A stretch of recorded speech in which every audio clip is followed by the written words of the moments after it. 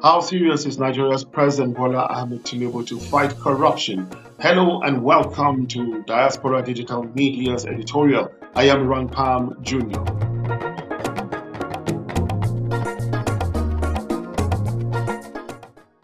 President Bola Tinubu said his administration will not relent in addressing corruption and other vices because it is a sacred duty to ensure that the country is set right for the prosperity of all Nigerians. Tinubu emphasized his administration's determination to fight corruption when he received a delegation of the Christian Association of Nigeria, CAN, led by its president, Archbishop Daniel Oko.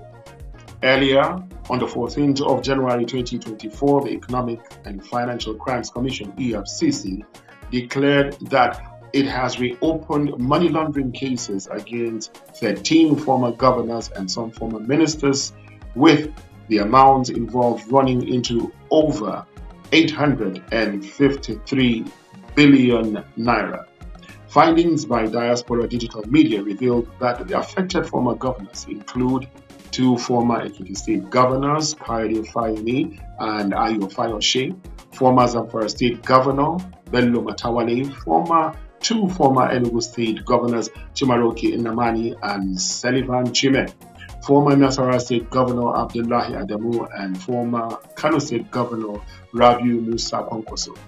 Others are former Rivers State Governor Peter Odili, former Abia State Governor Theodore Orji, former Gombe State Governor Enjimo Boji, former Sokoto State Governor Aliyu Wamako, former Bayelsa State Governor Timipre Silva, and former Jigawa State Governor Sule Lamido.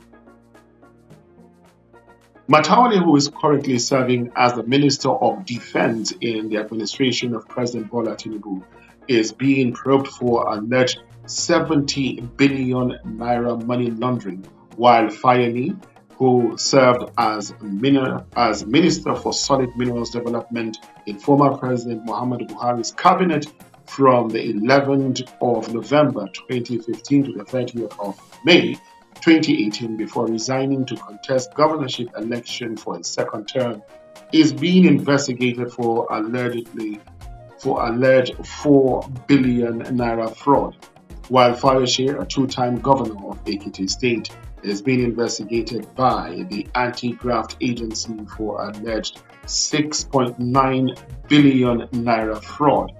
Nnamani is being probed for an alleged 5.3 billion naira fraud. Chime is investigated over an alleged 450 million naira campaign fraud as part of the 23 billion naira allegedly shared by a former Minister of Petroleum Resources, Desiani Alison Madueke, while Adamu is under probe for alleged 15 billion naira fraud. Kwankwaso is being probed for alleged non-remittance of 10 billion naira pension fund.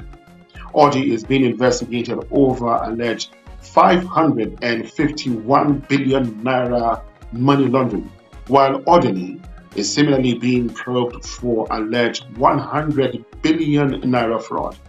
It is not yet clear how the probe of ex-River State Governor will be handled, as he had obtained an order of perpetual injunction restraining the EFCC and indeed other security agencies from a federal high court since March of 2008, which has not yet been vacated to date. Goje is being probed by the Commission for an alleged 5 billion naira fraud. Wamako is being investigated for allegedly diverting 15 billion naira. Silva, a former Minister of State for Petroleum under Buhari, is under probe for alleged 19.2 billion naira money laundering, while Lamido is being investigated over an alleged 1.35 billion naira fraud. Apart from the widely publicized announcement by the EFCC to reopen the investigation and possible prosecution of the aforementioned former governors, nothing further has been heard from the EFCC on the matter until Tuesday, when another statement from the EFCC boldly declared that the EFCC will, on Wednesday, arraign the immediate past governor of Anambra State, Willie Obiano, before Justice Ian Echo of the Federal High Court, Abuja, over alleged money laundering to the tune of over 4 billion naira. DDM learned that the ex-governor would be arraigned on 9 count charges. Now let us face the elephant in the room. Nigerians that have been eagerly waiting for the prosecution of the corrupt former governors were surprised at the purported arraignment of the Anambra State governor, not least because Obiano's name did not feature in the initial list of 13 former governors who allegedly looted Nigeria's commonwealth, with the amount involved running into over 853.8 billion naira, the EFCC announced 10 days ago. Therefore, the burning question in the minds of Nigerians is whether the EFCC, under the direction of Nigeria's president, is merely grandstanding or engaged in another witch hunt of political opponents. Obiano belongs to the opposition All Progressive Grand Alliance, APGA. Is the president serious about fighting corruption, or would he, like his predecessor, engage in selective prosecution of some corrupt politician simply to pass a message to future political challengers? Nigeria has suffered under massive looting with impunity and rampaging corruption since the present democratic experiment that started in 1999. On another hand, on the 8th of January 2024, DDM learned that Nigeria's president merely suspended a minister over the alleged diversion of more than 585 million naira of public money into a personal bank account. Humanitarian Affairs and Poverty Alleviation Minister Betta Edu was suspended following public outrage over the scandal. Dr. Edu, 37, is the youngest minister in President Tinubu's cabinet and is seen to be a close ally of Mr. President. A statement from President Bola Tinubu's office said he had ordered an investigation into Dr. Edu's ministry. Dr. Edu is the first to lose her job since President Bola Ahmed Tinubu took office in May last year, but no mention was made about her prosecution. A leaked document allegedly showed Dr. Edu instructing a senior Treasury official to transfer the money to the personal account of one Bridget Onyelu, the accountant of the Government Grants Vulnerable Groups Initiative. Reports that Dr. Edu had asked for the funds to be moved to a personal account rather than a government one caused an outrage. Mr. Tinubu reportedly asked the Economic and Financial Crimes Commission (EFCC) to conduct a thorough investigation into all aspects of the financial transactions involving the Federal Ministry of Humanitarian Affairs and Poverty Alleviation. Mr. Tinubu also asked Dr. Edu to comply with the investigation. However, a popular blogger tweeted that the embattled former minister had the opportunity to see Bola Tinubu a few days back. Tinubu asked her to come clean and reveal all that she had done and those involved in her 6 months of looting the ministry she oversees.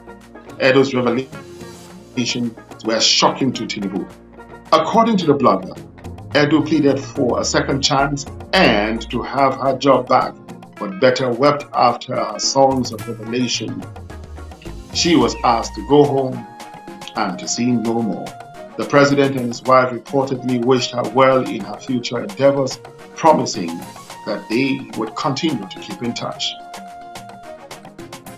Looking at the bigger picture, President Tinubu's glaring soft-handed approach to government corruption this early in his administration is disappointing, to say the least. This country has been devastated by corruption. Referring to Nigeria's corruption, former U.S. Secretary of State John Kerry said in a speech delivered in Davos some years ago, and I quote, Corruption is a social danger because it feeds organized crime, it destroys nation states, it imperils opportunities, particularly for women and girls, it facilitates environmental degradation, contributes to human trafficking, and undermines whole communities. It destroys the future. Corruption is a radicalizer because it destroys faith in legitimate authority. It opens up a vacuum which allows the predator to come in. And no one knows that better than the violent extremist groups who regularly use corruption as a recruitment tool. Corruption is an opportunity destroyer because it discourages honest and accountable investment. It makes businesses more expensive to operate. It drives up cost of public service for local taxpayers, and it turns a nation's entire budget into a feeding trough for the privileged few. And that is why it is imperative that the business community of the world starts to demand a different standard of behavior, that we deepen the fight against corruption, making it a first-order national security priority. End of quote. If President Bola Tinubu really wants to fight corruption, let us shine the torch for him on where to look. The 81.6 billion naira that was allegedly looted in the Ministry of Humanitarian Affairs and Poverty Alleviation. How about the 2.2 billion US dollars that was alleged to have gone missing through money laundering, fund diversion, and misappropriation in recent times? The $2.2 billion was allegedly diverted by a former National Security Advisor, Sam Bodasuki, late media mogul Raymond Dokwesi, former Governor of Sokoto State Atahiru Bafarawa, and former Minister of State for Finance Bashir Yuguda, and others. According to the EFCC, the money was meant for arms procurement in support of the war against terrorists, but it was laundered, diverted, and misappropriated. They were all arrested after being indicted by a presidential committee that investigated arms procurement under President Goodluck Jonathan's administration.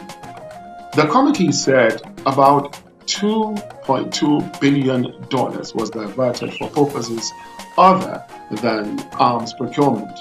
But today, they are free men, save for Dokwesi, who has died.